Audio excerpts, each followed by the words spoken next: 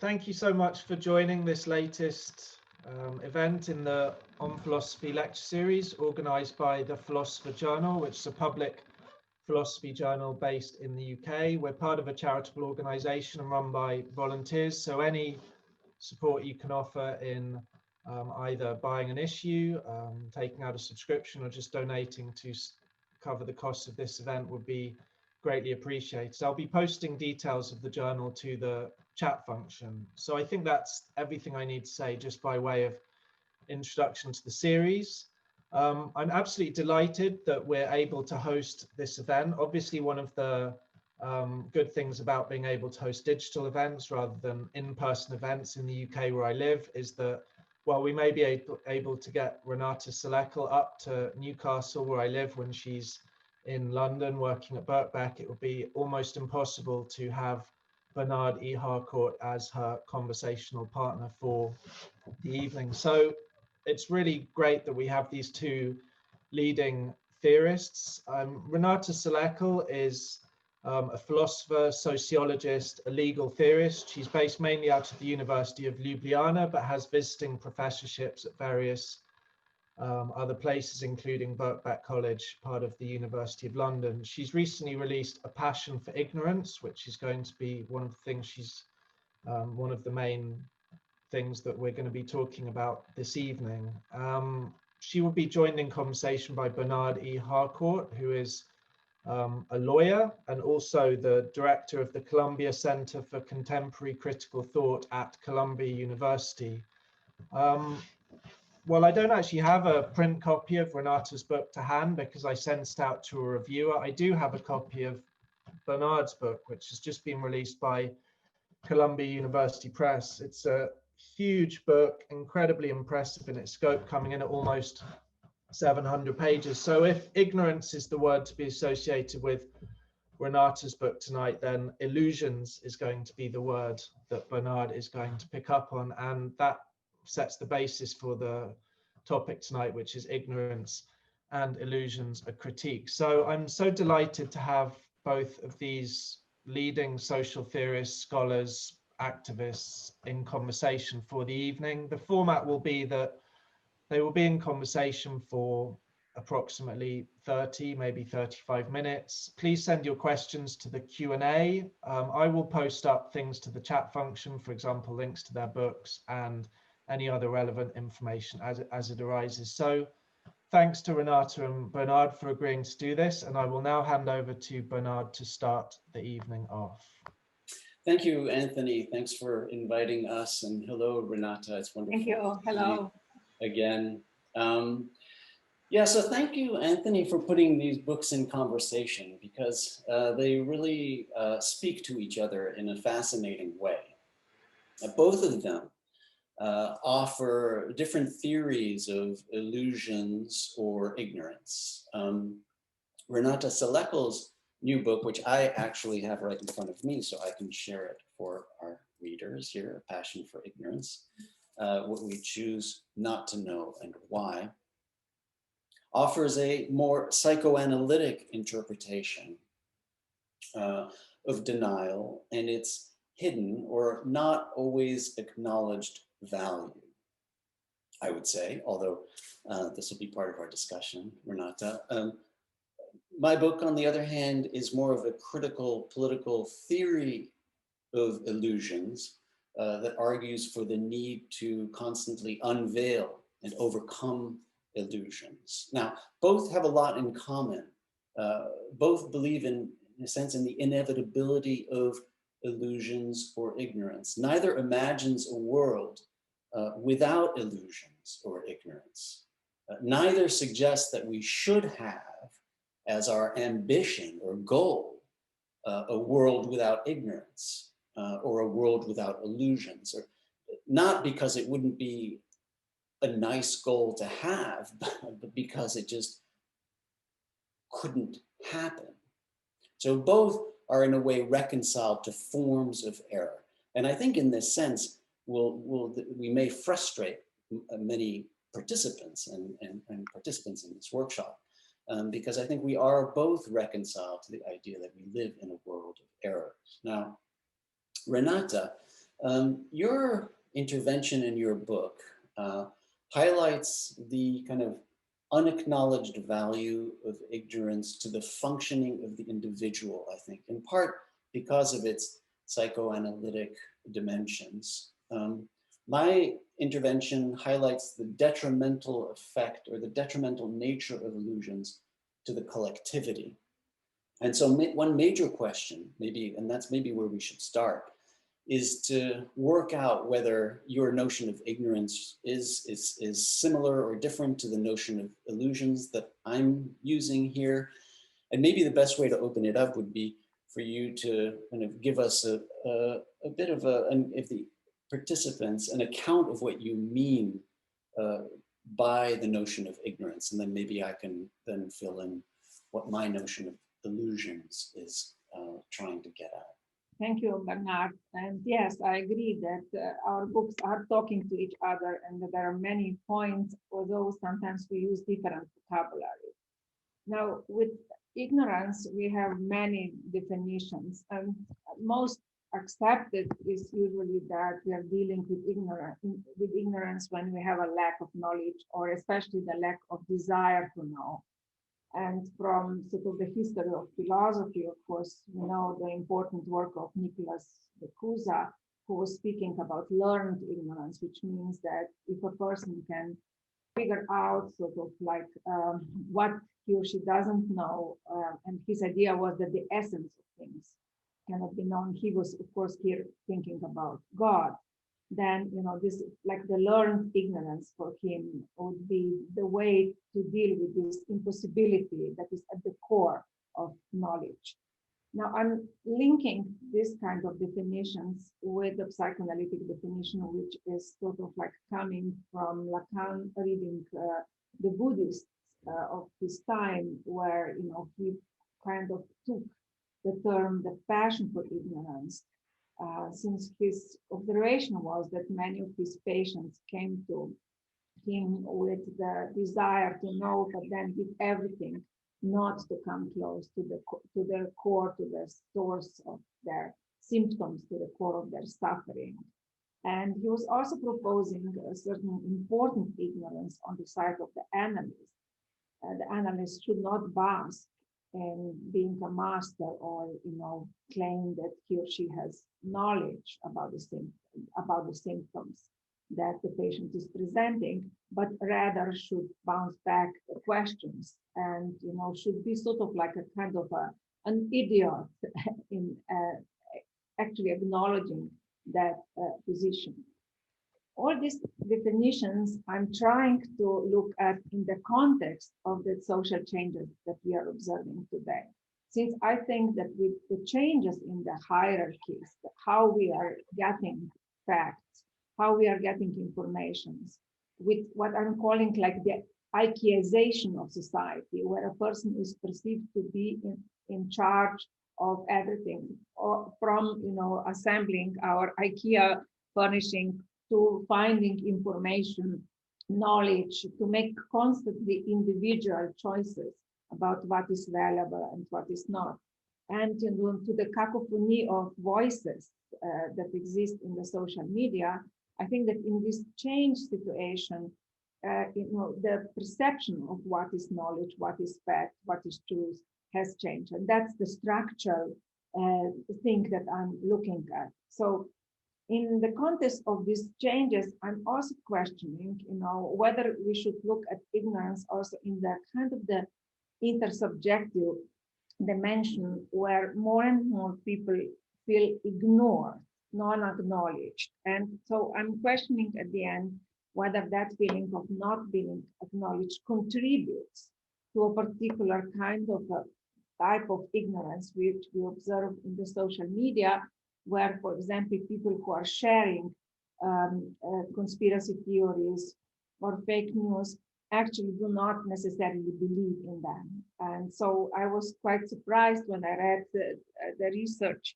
that the enjoyment in sharing this kind of stories is often not in propagating a particular knowledge with which one identifies, but to sort of provoke another, to get recognition, and to, you know, also incite anger on the side of the opponents. So that finale of my book is for me sort of like where I think it's really important in the future to go on, because I think that the whole kind of a horizon in which we are debating, truth, knowledge, facts, has sort of shifted, which is why the emotional part, how people emotionally, individually relate to knowledge, has to be read together with the structural changes. Right, right, yeah.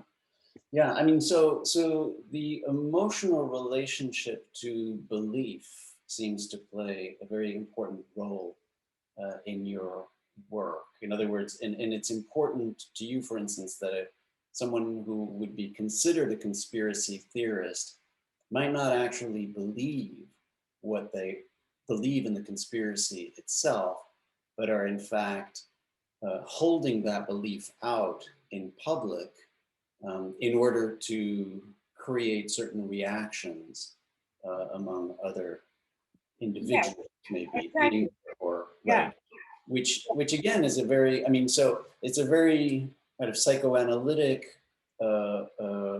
take on the question of truth and ignorance, and I'm trying to relate it to the way I use illusions, because the way I'm trying to use illusions has to do, well, certainly as political as the conspiracy theorist ignorance or deliberate ignorance.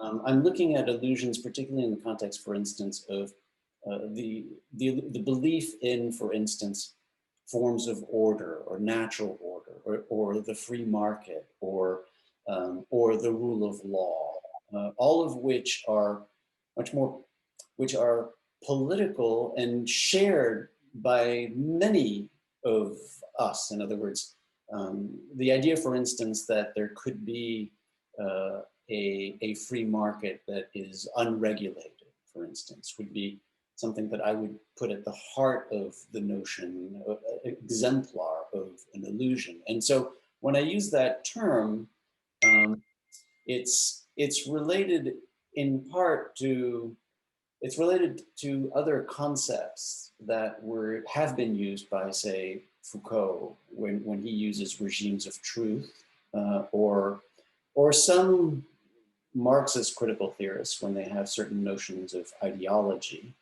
But I'm trying to get at something that has a lot of depth, in the sense that it's long lasting, it's pervasive, it's hard to change, but that has deep political implications. In a way, maybe our notions of ignorance and illusion are very close, but what I focus more on maybe are the political implications of those beliefs. What I'm most concerned about is how it is that those kinds of illusions, which need to be unveiled and unmasked, what kind of distributional consequences they have in society.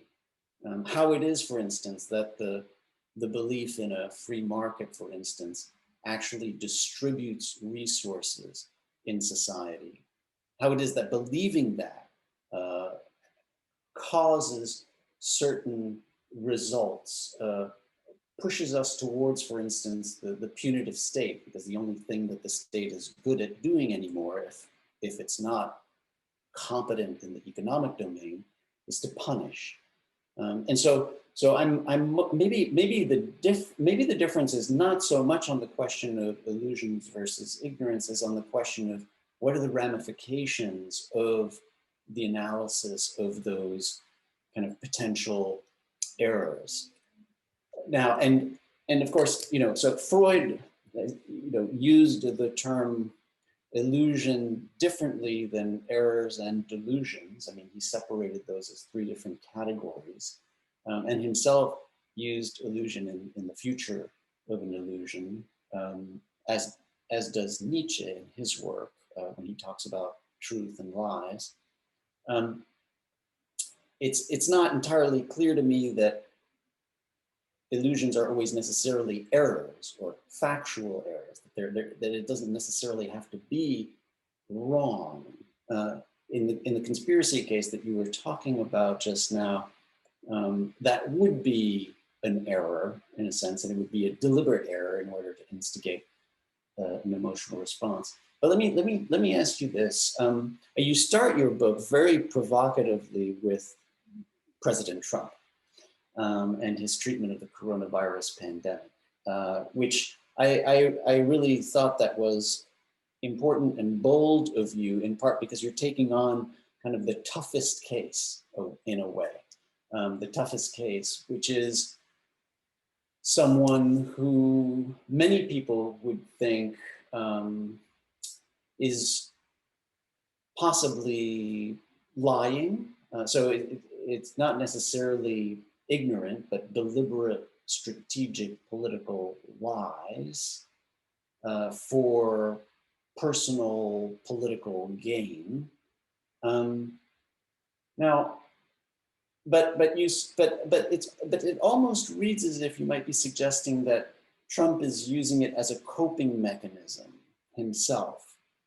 And so the question would be, to what extent should we care about the coping mechanism aspect of ignorance versus the political ramifications of ignorance, deliberate ignorance, or what we might, or however we might want to describe President Trump's relationship to the coronavirus pandemic?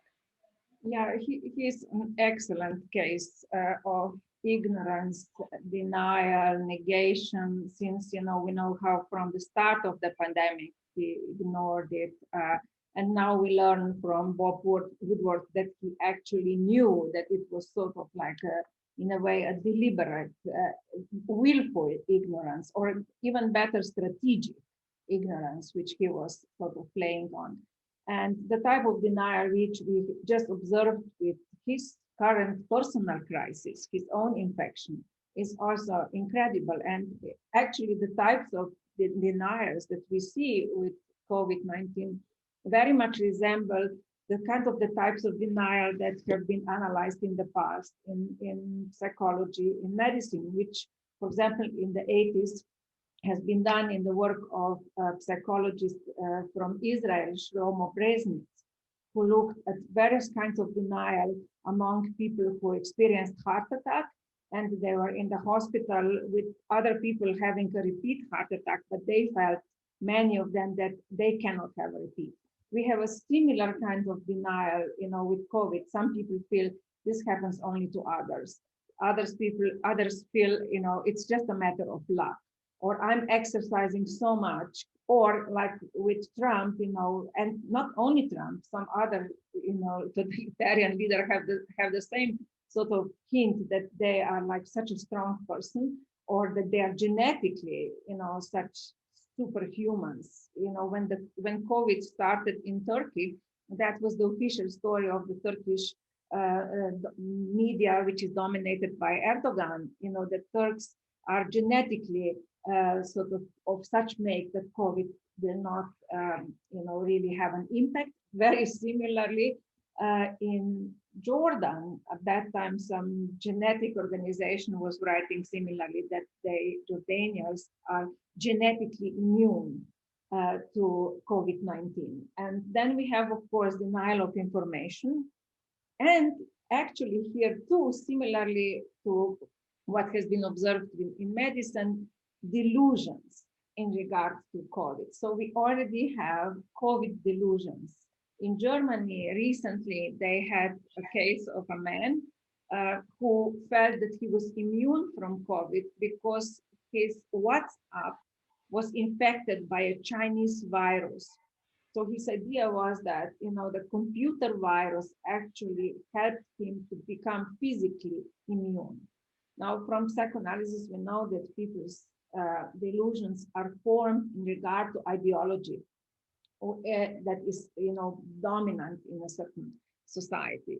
So we have to see at the structural type of ignorance, which I think that, leaders like Trump but also Xi at the start of the pandemic, and Bolsonaro and many others have propagating, that this is COVID is sort of nothing, sort of denying it in the structural level, which has happened before. Richard Tedlow writes about the oil spill in the Gulf of Mexico, how various types of denials were used, and he was questioning, isn't there, a logic of some kind of stupidity at work, which really has, sort of like important consequences just to keep the business going, like a deliberate type of stupidity when people claim that they just don't know. Now, when you are writing about illusions, my immediate feeling was that there is a similarity between Lacanian notion of the big other and your definition of illusion. Lacan says for the big other doesn't exist, but it nonetheless functions. And that's how I felt, that the illusions have that structural, logic at it. They are illusions, but they nonetheless function. And I would add to this that we don't need to believe in that. And I think that here, with the new social media, more and more, actually, you don't need a certain belief, even with the free market, I feel, that you can be, propagator of the idea of the free market, but actually you do not believe in it. You know very well as a capitalist, how much regulation is behind, which other sort of power mechanisms are at work, and not, a kind of a totally free market in today's society. Yeah, right. I think that the Lacanian metaphor works very well because the notion of illusion that I have is a world view. It's a way of understanding the world that is hidden because it's the assumption on which everything rests. It's the foundation on which we then formulate contemporary reactions to current situations, and it's the basis on which we act. And so it does have that feeling of being a substratum that almost doesn't exist. It is so pervasive. So I think that's a good way to think about it. And of course, what I try to suggest in the book is that these ways of understanding the world have such distributional consequences, but you can't simply get rid of them and get to a point where we would in some way be exercising our real interests or our genuine or our true interests, that we would be kind of politically acting in a correct way. I mean, we can unveil these illusions, but we ultimately will have another set of foundations that themselves at some point in time will prove to be illusory. And so there's this kind of stepwise function of transformations of illusions where we don't ultimately get out of them. An example that I think of, for instance, is illusions about male dominance or patriarchy that Simone de Beauvoir in some way unmasked for us in The Second Sex. I think she showed those to be illusions that were deeply ingrained in the way we thought, but in the process of unmasking those illusions, she did reify a certain notion of gender binarity, of feminine and masculine, not of sex rather than gender. And that becomes an illusion that then I think queer theory challenges. And so that we are left with now a different conception, an altered way of thinking about sexual difference. So again, it's kind of like you displace one illusion but eventually you realize that the space that you now inhabit itself is built on some problematic illusions. And in that sense, we don't leave them. But I think that these are, as you were describing, deep set ways of understanding the world that are slightly different, and in this sense, different than, for instance, President Trump's feigned ignorance or strategic acts. And so in some of your work, you discuss in your book your own moving account of your life during the instabilities and wars following the collapse of Yugoslavia. And you were mentioning the need for ignorance in time of war. And it's something that I hear all around me now, actually, in the United States, because of these upcoming elections, really, that, you know, people are trying to tune out the news because there's just too much of it. And so, I mean, there's the cycles of extraordinary political news are coming at us, you know, 24 hours cycles. And a lot of people are saying, I have to tune this out for the weekend because otherwise I'm not going to survive.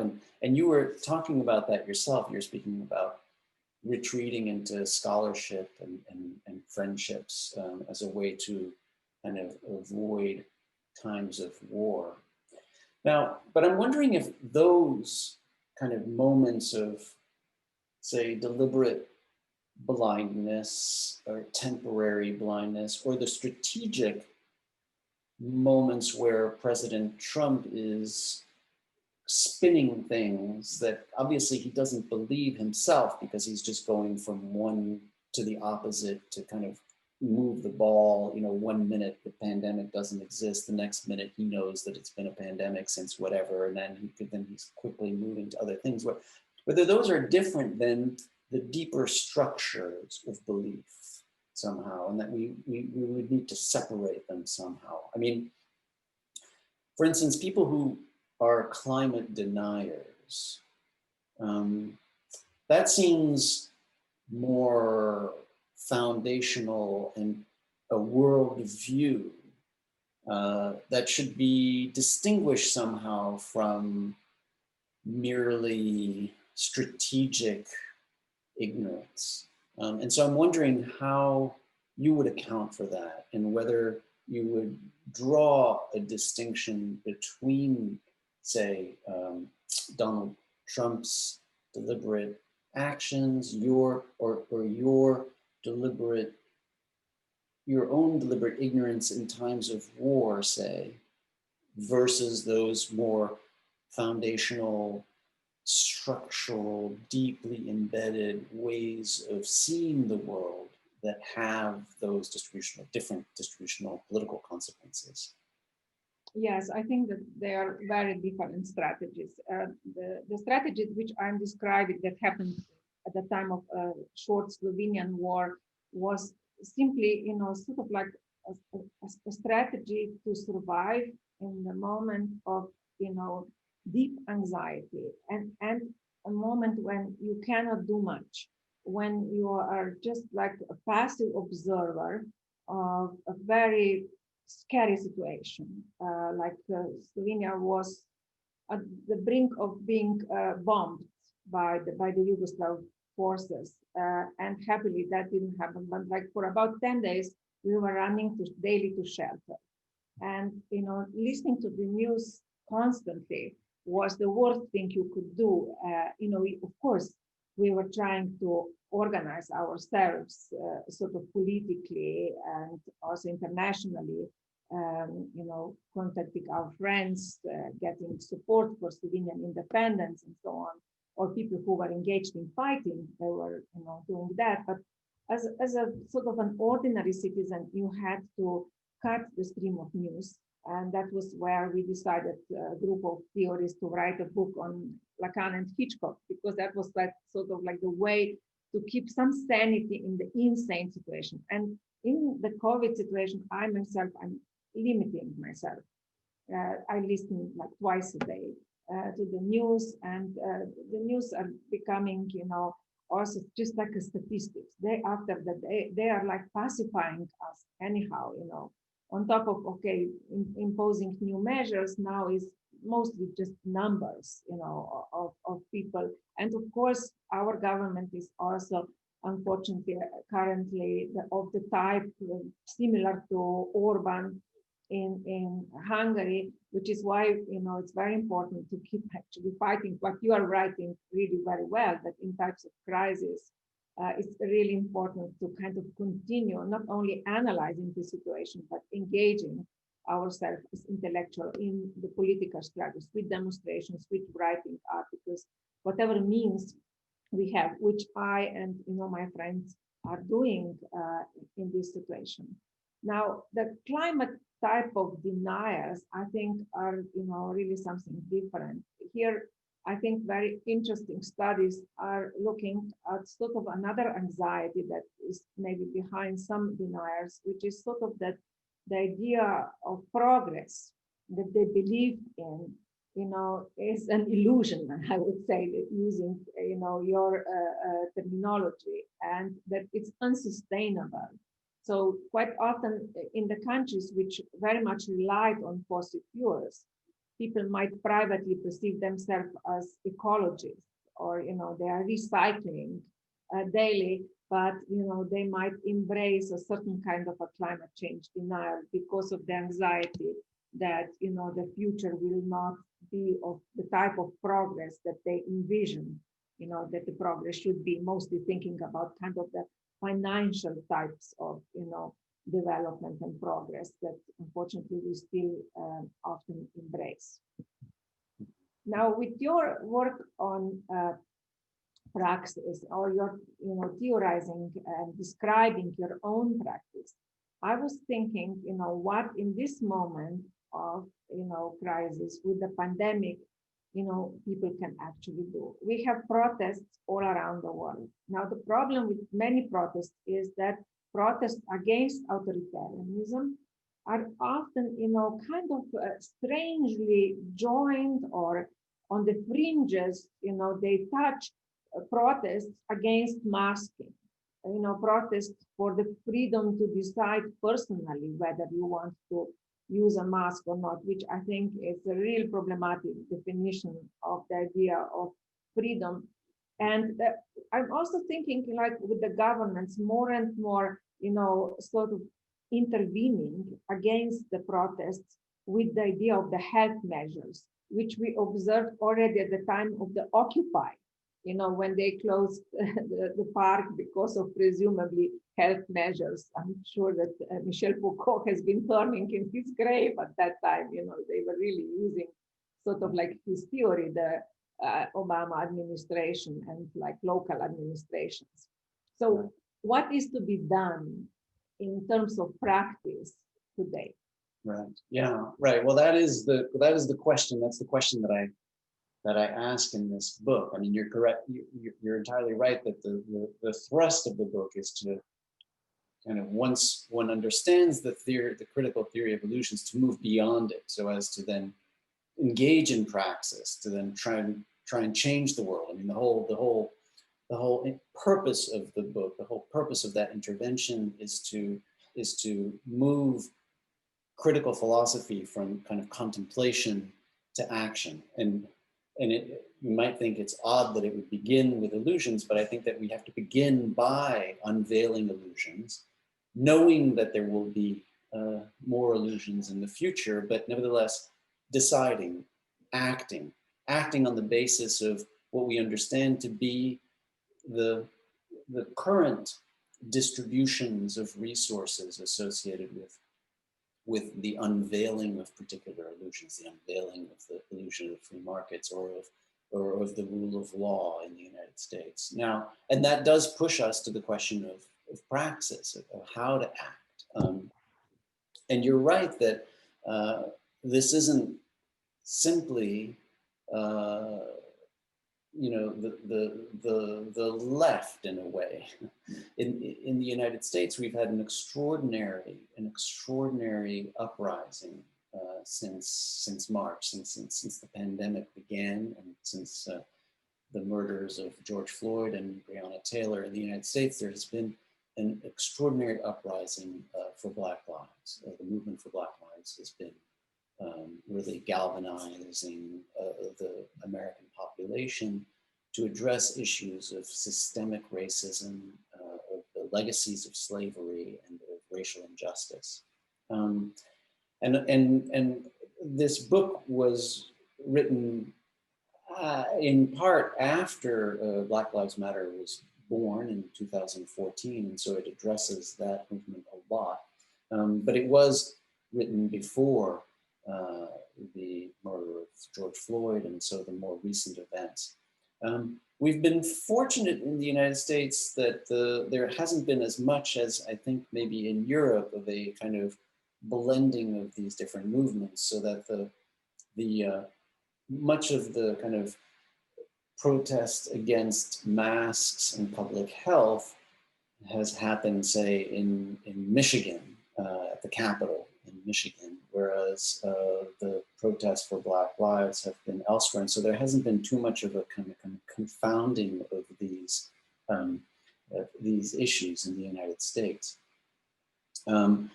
But you raise the question of, you know, how does one engage in praxis now at a time when we are all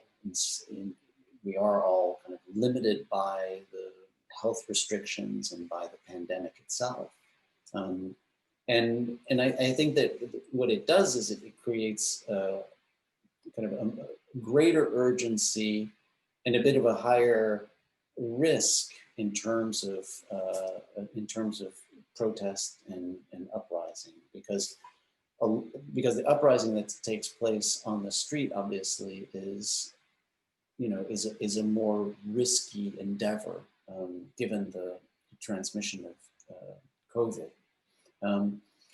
But many have been getting out, and the protests have been large and wide and nationwide. People have been, you know, double masking and abiding by those restrictions, and not letting the notions of liberty that are associated with the kind of mask-free movement affect the notions of racial justice that are so important to the notion, the movement for Black lives right now. Yeah, but like in Slovenia, we have had protests from the start of the lockdowns with bicycles. Every Friday, people are bicycling in the main towns. Thousands are coming out, and it started as a protest against corruption. We had very similar thing as you know, members of the government or, you know, their acolytes trying to enrich themselves by buying protective gears, masks, and so. And it happened in so many countries, which is why, you know, identification with the governments, you know, were very low when people were told we are all in the same boat, and then suddenly you learn, you know, about all the corruptions. How can you identify, you know, with the leaders, even if they are maybe not totally authoritarian? And there has been anti-authoritarian, you know, sort of movement, very strong. Many, you know, feminists, Greens, people, you know, fighting for human rights are on the bicycles. Unfortunately, now the government is trying to limit this precisely under the guise of protecting the health of the people. So the police have been, you know, fining protesters. A surprising thing happened just last Friday, where, you know, during the day, lots of people were outside on a kind of a market place where there is open kitchen. You know, lots of restaurants bring their food and sell them. Thousands were there, and, you know, then there were thousands bicycling. Of course, you know, police intervened only in the evening against the bicycling. But what is more and more happening is, I think, a certain kind of the end of the illusions in regards to protests. We can do only so much with going to the streets. How to fight in times of manipulations, like the type of Cambridge Analytica manipulations that, you know, exist now everywhere. You know, how to fight against, you know, this incredibly aggressive language on Twitter or various forums, so what would be your answer to this? How can the left, or people who are opposing authoritarianism act in this, really dirty climate? Yeah, no, that is the question. That is the challenge. That is the challenge. And in the United States, well, in New York City, we've seen the same turn to bicycle protest, actually. So I didn't know about Ljubljana and the protests there, but maybe you are copying us. Yes, yeah, we must be. But yes, Saturday afternoons at 4 o'clock, the Street Riders NYC ride, and there are other organizations as well. And so thousands of people on bicycles. It's pretty remarkable because the first time I saw, before I started riding myself in these protests, they were going down Broadway, and I swear it's 45 minutes. There were 45. I mean, they kept on going down and down, and they had all of Broadway covered with bicycles. And I thought, okay, well, this is going to end in a minute. And I just kept on looking, and it was like 45 minutes later, the last bicycles coming by. So that has been very powerful. But you're right that the question is how to seize the moment when there is so much deliberate ignorance in your case. So this would be kind of strategic attempts at misleading through Cambridge Analytica or other forms of digital manipulation. I mean, I think that's, I think that is the greatest puzzle today. It's not clear to me that there always has been propaganda. And I know that you don't agree, or you don't feel comfortable using the term post-truth society, I think, at least from my reading of your book. I also don't feel comfortable using that term because of the fact that propaganda is not new, post-truth is not new, and is not unique to this period. But there is a sense that there is a heightened sense today that of the manipulation, the possibility for manipulation, and that does create an extraordinary challenge. I'm not proposing an answer, but I mean, I would say that somehow, ultimately, what matters most is bodies, physical bodies in protest, and I think that it has an even greater effect during the time of COVID because of one's understanding that one is risking a little bit more even with physical protest. But I know there are ways to manipulate that too.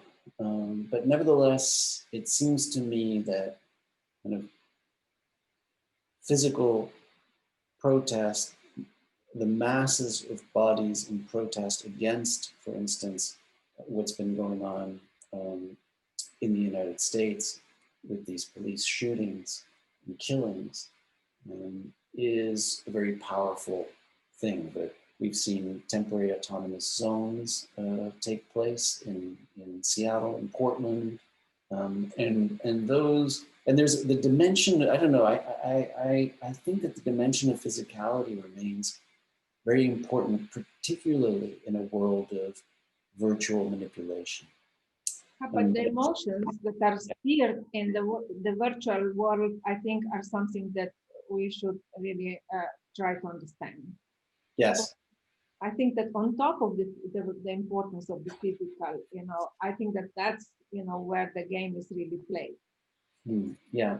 No, and I agree. And you have a chapter on that, chapter 7, on the delusion of big data. And had written about that in the book Exposed, that it is shaping the way we think. That there's no question that the digital age is reshaping much of the way we think and our way of being, and that we need to be paying attention to that. I see Anthony's on. Maybe you have some questions or to interject. Yeah, absolutely. There have been quite a few questions come in, and some of them are specifically for one or the other of you.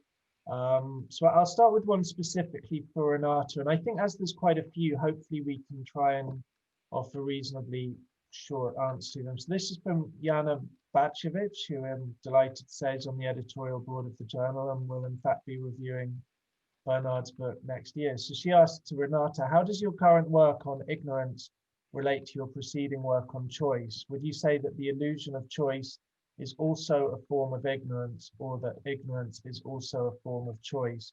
Do they overlap completely, or is there a quote excess?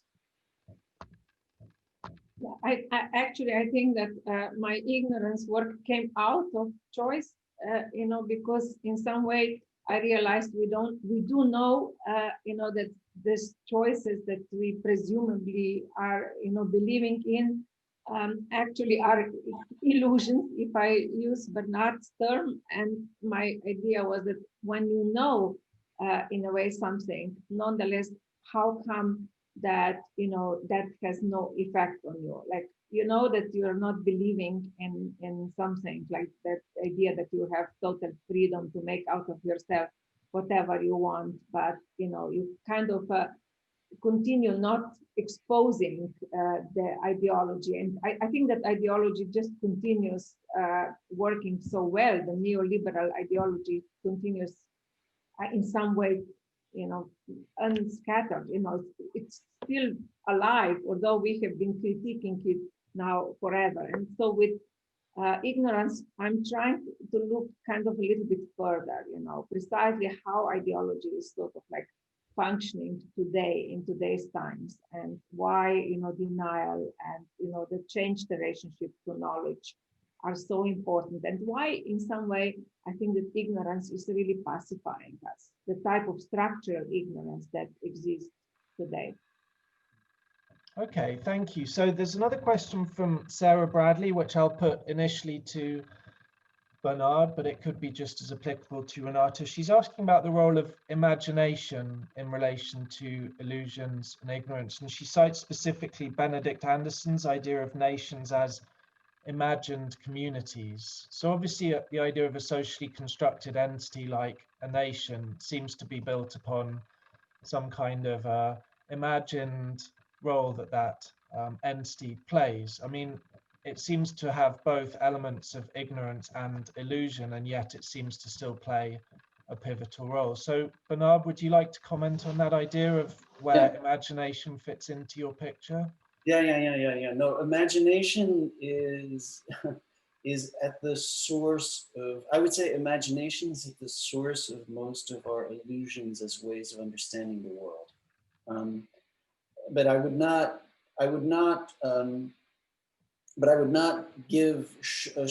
sugarcoat imagination any more than I would sugarcoat any of these other terms. So imagined communities, yes, but also imagined enemies, right?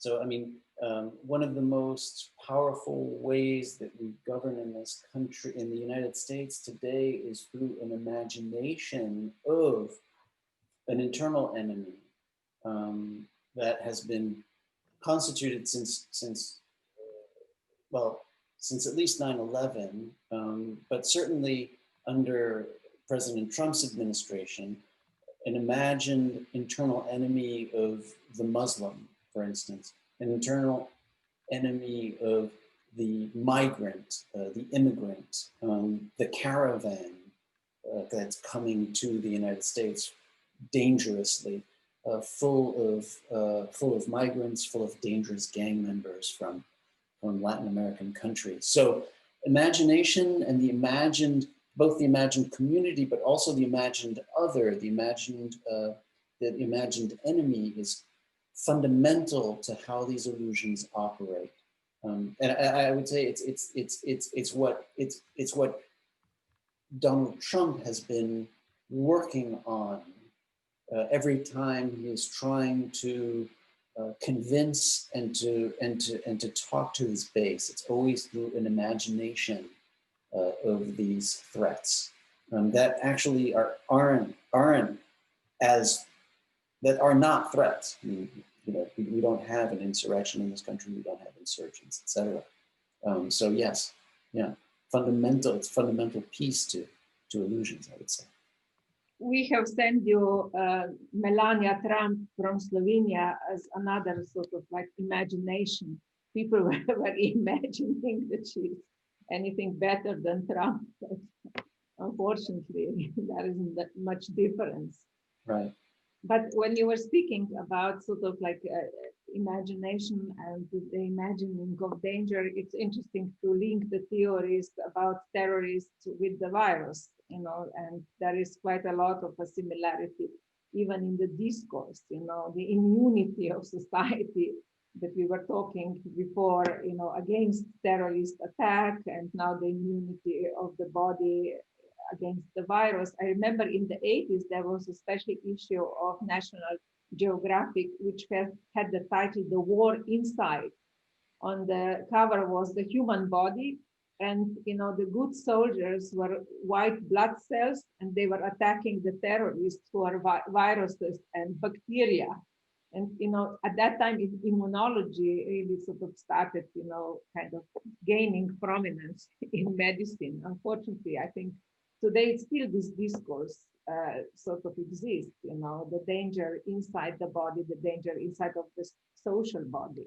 And the language of immunology has permeated society, and the language of war, you know, it's been so ridiculous talking that we are, you know, fighting a war against the virus. The virus doesn't speak. The virus did not, you know, declare war against us. However, with this language, you know, we are creating a certain kind of, you know, scenario, illusion, we can also say, about, you know, how the fight is going.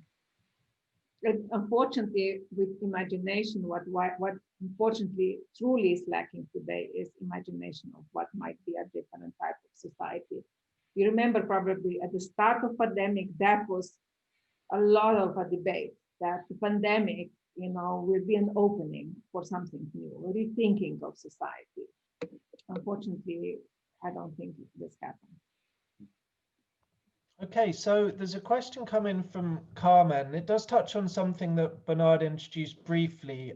So I'll put it to Renata first. She writes, conspiracies and post-truth are able to create alternate realities because they follow a logic of ignorance that robs everyone of a common language. Can you say something about how you would relate ignorance or illusion to the social and political phenomenon of post-truth? Yeah, I here don't think that there is something terribly new happening, because, you know, we were already talking decades ago about pseudo events, you know, that was sort of the term, you know, coined by Daniel Borstein. And I think that in some way, you know, this kind of manipulations have existed already before, you know, the kind of the internet times, just with different sort of means. Yeah. Can I jump in on that? Yes, please. I mean, I think that we should spend a whole other session on this notion of post-truth. Renata is entirely right that, I mean, you know, Orwell was all about post-truth, right? I mean, so there's a long history. At the same time, sometimes I feel as if we should, in a way, valorize the notion of post-truth in the following sense, that that, you know, we have other words that we can use. Fact, something is a fact or it's not a fact, and we have theories.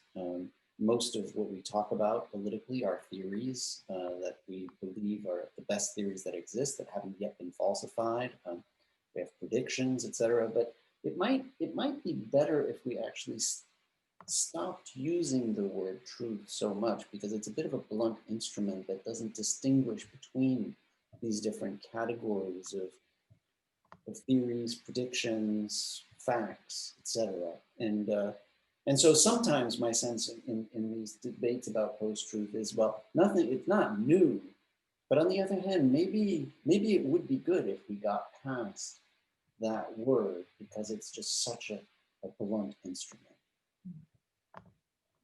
Okay, so I mean, well, two questions in fact came in which seem linked from Saket Agarwal, and he's asking about the role of skepticism, observation and inquiry. I suppose part of the challenge of illusions and ignorance is getting it wrong, being duped. And so he asked, what is the role of pure observation without leaning to any belief? I guess it's about where you both stand on the idea of skepticism in relation to your different positions. Bernard, would you like to start by saying a couple of things about that? Sure. Yeah. No. I think if you view the world through the kind of critical theory of illusions that I propose, you become you have a greater tendency towards skepticism. When you realize how much has been, how much our political relations have been distorted by these illusory ways of seeing the world, one does become, I think, more skeptical of those foundations, of those ways of understanding, of common sense often. And so I think that the two go very strongly together, I would say. Yeah. Renata, do you have any thoughts on that question? Yeah, I think that I quite like various types of ignorance studies being introduced at the university levels, which I think are sort of teaching its own like version of skepticism. Especially, I quite like that the University of Arizona has been doing already for decades medical ignorance courses, you know, where they are teaching future doctors to understand the limits of their knowledge, actually to be skeptical about the knowledge that they are gaining in the medical schools. Okay, I mean, so there's one final question because we're almost at the end. It's from Ed Gibney, who's a philosopher based near to me, and it's more about the nature of specific interventions. He's asking where best to focus efforts to combat these problems. Is it more of a problem of the masses in a democracy or more of a problem of the elites leading them? And then he suggests that there may be different kinds of interventions that would be most appropriate. For example, for the so-called ignorant masses, then it may involve treatments that align with Maslow's hierarchy of needs, whereas for the elites, it may align closer with, say, Kasim Kassam's work on vice epistemology, the values of truth-telling. So he says certainly both seem needed, but which do you think might be the more important? So Renata, would you like to start with a few comments on that and then hand over to Bernard?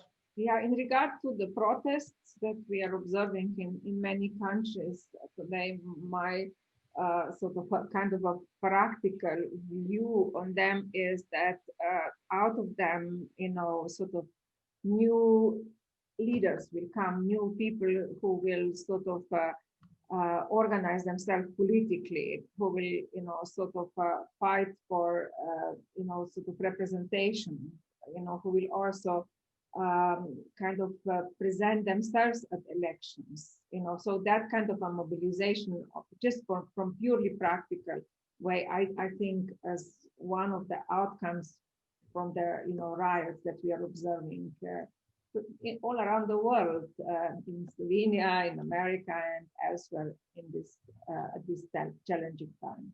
Mm-hmm. Yeah, no, thanks, Ed, for that question. I think the response is that we actually need to work on ourselves first, maybe. I mean, maybe that should be the first place of intervention, in part because so many of these illusions, we ourselves are vulnerable to them or believe them in part, or kind of, and as a result, and part of a lot of my work tries to, rather than kind of point the finger at others or identify what is to be done to really take a step back and say, wait, what more am I to do? What more am I to do in terms of dealing with these beliefs? You know, we in the United States, we have so internalized these beliefs of internal enemies, what I call counterinsurgency, governmentality.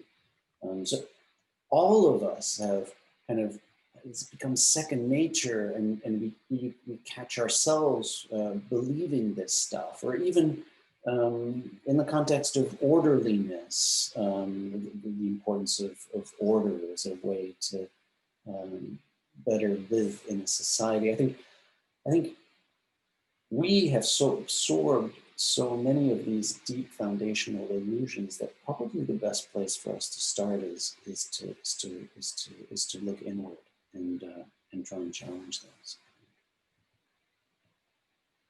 Okay, I think we'll probably have to call it a night, because I'm sure that Bernard and Renata have other things to be getting on with, being busy academics and scholars. Just well, a big thank you to you both for an excellent conversation. Thank you for all the questions. I'm sorry to those people whose questions were not asked. I'm sure if you contacted either of the speakers directly, they would be happy to engage in it. So just to confirm that I've put links to both Renata and Bernard's books. Renata's through Princeton University Press and Bernard's through Columbia University Press. Both have come out this year. The next event will feature the Yale philosopher and political theorist Helene Landemore in conversation with Vafa Ghazavi of Oxford University, and the topic will be Open Democracy and Democratic Imaginaries. That'll be happening a week today, 7 p.m. my time, 2 p.m. Bernard's time, and again, I forget if you're ahead or behind, but probably 7 p.m., 6 p.m. in Slovenia. So I've just put a link to it in the chat thing, and I'll put up a slide when we finish the event in a minute. So thanks both so much to you both and to everyone for tuning in, and I hope you'll come back for more of the events. Thank you, Anthony. Thank you, Renata. Thank you. It's always a pleasure thinking with you. Always a pleasure for me.